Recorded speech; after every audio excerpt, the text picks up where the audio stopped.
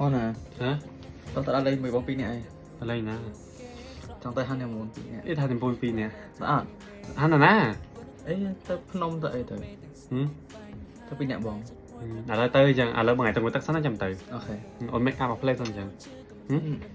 មើលទៅណា យ៉ាណាសក់សំវយើងទៅហាន់នីមូនដើរលេងណាទាំងអស់គ្នាអញ្ចឹងខ្ញុំលើថាដើរលេងខ្ញុំអត់ចាំយូរទេខ្ញុំយក cushion នេះមកតបលើមុខណា cushion X cream powder នេះអ្នកទាំងអស់គ្នាគឺជាប្រភេទ cushion មួយដែលតបទៅបាត់បង់ស្នាមបានល្អមែនតើសំខាន់មាន SPF 50 PA 3អ្នកទាំងអស់គ្នានិយាយទៅអ្នកទាំងអស់គ្នាខ្ញុំឆ្លាញ់ side cushion នេះមែនតើហ្មងពេលតបលើមុខទៅធ្វើឲ្យមុខយើងភ្លឺរលោងដូចកញ្ចក់អញ្ចឹងតែគេចង់បាន make up ស្រាលៗឬក៏ make up ងាយៗទៅរៀនទៅអីចឹងអ្នកទាំងអស់គ្នាខ្ញុំ recommend ឲ្យប្រើប្រាស់ជាមួយនឹង Miss Sunflower cushion X powder cream នេះហ្មងអ្នកទាំងអស់គ្នាពេលយើងតប cushion ហើយយើងដាក់ blush ឬក៏ដាក់ creme តាមការ make up ចូលចិត្តបានអ្នកទាំងអស់គ្នាអញ្ចឹងទៅ cushion នេះបោះជាយាកអ្នកទាំងអស់គ្នានិយាយទៅដឹងថាបោះជាយាកមួយគឺផលិតផលរបស់គាត់មួយគឺគាត់សម្រិតសម្រាំងបានល្អមែនតើអត់ឲ្យអ្នកគ្រប់ត្រូលឬក៏អ្នក fan របស់គាត់អ្នកទាំងអស់គ្នាអត់ឲ្យខកចិត្តទេខ្ញុំនិយាយមែនតើខ្ញុំស្រឡាញ់ជាយាកត្រង់ហ្នឹងហ្មងនេះមើលទៅការ make up ខ្ញុំអ្នកទាំងអស់គ្នាមក play តែខ្ញុំនិយាយមែនតើណាសំខាន់ cushion powder cream អ្នកទាំងអស់គ្នាការពារពន្លឺថ្ងៃពីពន្លឺព្រះអាទិត្យបានល្អមែនតើណាងាយស្រួលក្នុងការ make up ហ្មងមក play គឺហើយហី ចុះមិនលឿន